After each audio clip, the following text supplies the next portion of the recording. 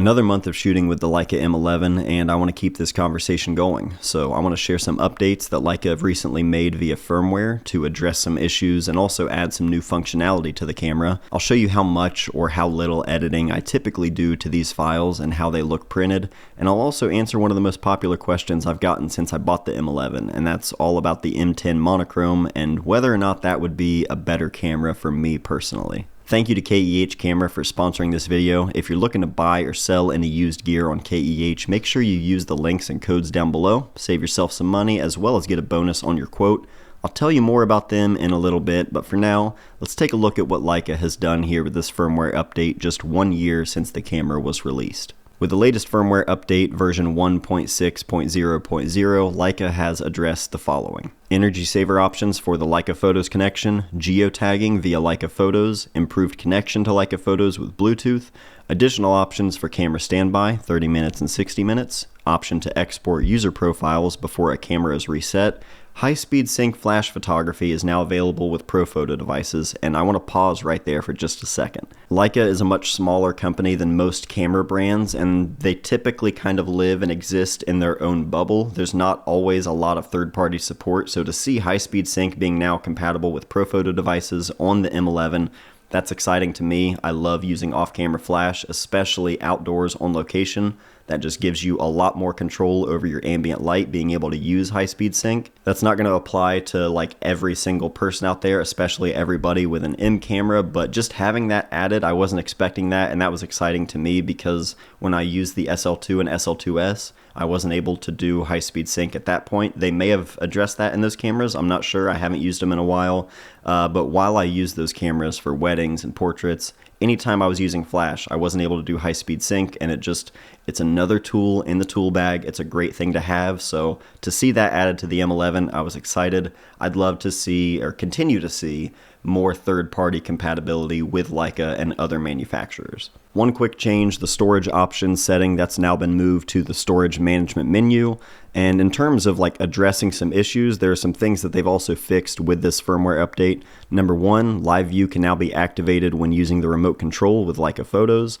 The wireless LAN connection will now function correctly after using the Leica Photos cable.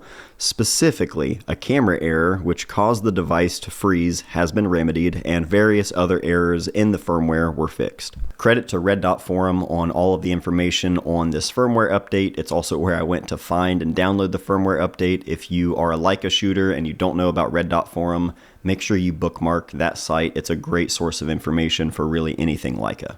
But as I said a second ago, the issue where this camera would just freeze up, that's been remedied. I mentioned that in one of the first videos with this camera. It only seemed to happen to me during live view, but if I was shooting and all of a sudden the camera would freeze up and I'd be turning it off and on, nothing would happen. The only remedy I had was just to quick eject the battery and then just push it right back in, and that would usually fix it. But since doing the firmware update, I haven't had a single freeze, haven't had any issues. It looks like they've addressed that, so thank you. Let's talk about how I'm almost always using this camera as well, and that's with the monochrome film style being selected. So no matter what, as I'm out there shooting, everything is black and white. If I'm using live view with the LCD, all black and white. If I review any photos on the camera, it's all black and white. I really don't see the color from this camera specifically until I drag everything into Lightroom and I import it and start editing. Since I have black and white in mind most of the time while shooting, the first thing I do when I bring everything into Lightroom is just convert it to the Adobe monochrome profile. Once it's in monochrome, I'll usually adjust the tone curve a bit to my liking. Sometimes I'll only use the sliders. It really all depends on just overall the tonality of the photo and how well it was exposed. As long as I'm exposing correctly, or at least close to it, if anything, I might underexpose a half a stop or so just to preserve those highlights from being blown out. But I usually don't have to do much in the way of processing to get the black and white edit I had in mind while making the photo. In extreme cases where there's a lot of dynamic range, I might underexpose much more than just a half a stop or so, but the shadow detail I've been able to pull out of that has been pretty insane. This photo from the inside of this old barn that was half collapsed in, the shadows in there in comparison to the field in the distance and direct sunlight, the shadows were just completely gone when looking at the photo straight out of camera. But in Lightroom, pulling those up while keeping my highlights intact, I feel pretty safe with this camera in really high dynamic range scenarios. None of those crazy HDR edits in here, okay? We don't do that here, but just know you've got a lot of information and dynamic range there to work with. One thing I've been doing a lot with these files is printing them. So I've been making a ton of prints on this Canon Pro 1000 here at the house. I've been using a lot of this Ilford Gallery gold fiber pearl paper. This is quickly becoming my go-to when I want to make a nice print. And I haven't printed anything massive yet, 60 megapixel sensor and all. Maybe I should get some big paper and we can really put this thing to test. But so far I've been very happy with the prints that I've made. And if you're interested in a print or interested in seeing the print shop going back up on the site, let me know, and just keep an eye out because the wheels are turning and it's about that time. I'm excited to start printing and signing and shipping everything out again. It's been a while, and I'm doing everything in-house here, so it'll all be directly from me. Anybody who's interested in supporting my work and buying a print, buying anything at all, I want it to come directly from me to you. So again, I thank all of you for all of your support here on the channel. Now the big black and white elephant in the room, the Leica M10 Monochrom. I've gotten a lot of comments and messages about this one, and I don't really know why, I mean, aside from using almost exclusively black and white film in my M6 for almost a decade, and pretty much any digital Leica I've ever owned, it almost always ends up in a black and white edit. But I mean, aside from that, I don't get it.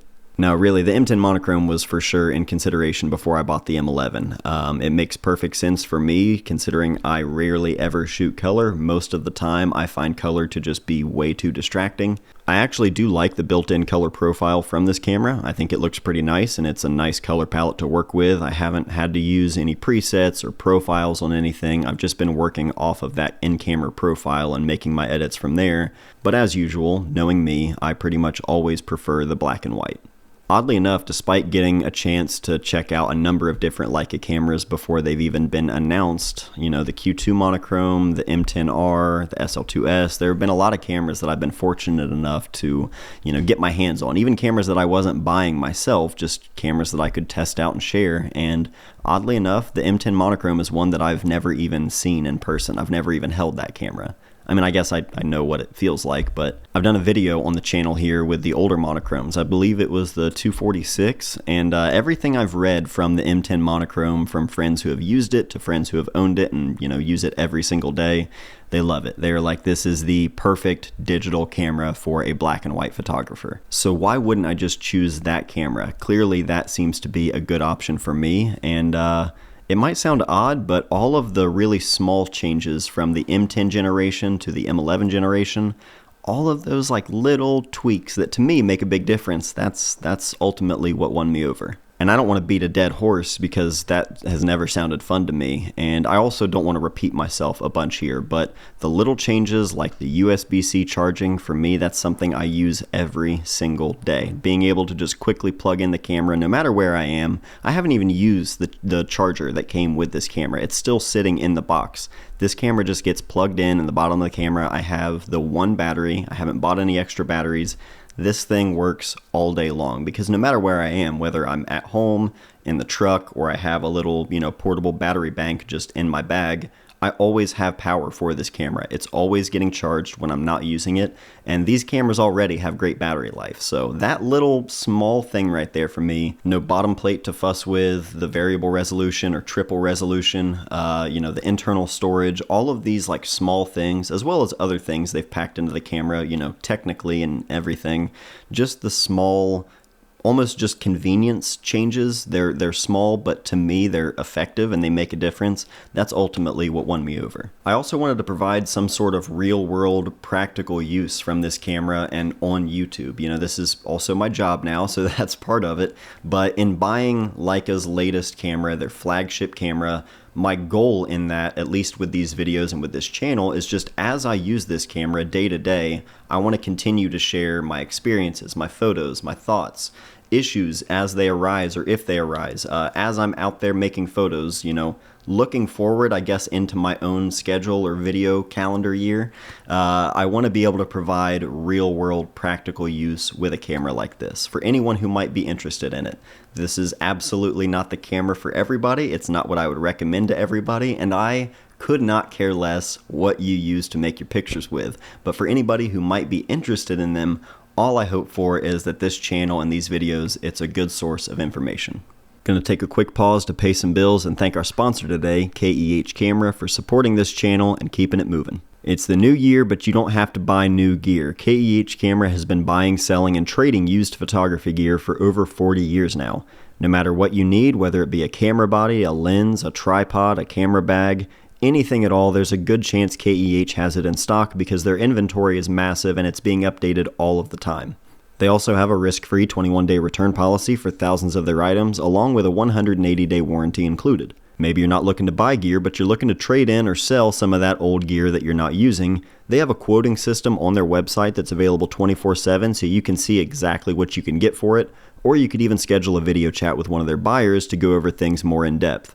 Buying, selling, trading used gear, whatever you're doing, make sure you do it with KEH and use the affiliate links down below anytime you're shopping there to support the channel. It goes a long way at no extra cost to you, and as a matter of fact, for 5% off your order or 5% bonus on your quote, make sure you're using the codes on the screen displayed right now and in the description. Thank you again to KEH Camera for sponsoring this video and for supporting this channel. That'll do it for this video. If you have any questions or thoughts of your own, anything at all, let me know in the comments down below and we'll keep this conversation going. Also, if you have anything you'd like to see specifically from the M11 in future videos, let me know that as well. Appreciate you all joining me for the first video of the new year. I'm looking forward to what's ahead. I hope you all are as well. That'll do it for today though. I love you all very much, and I'll see you soon.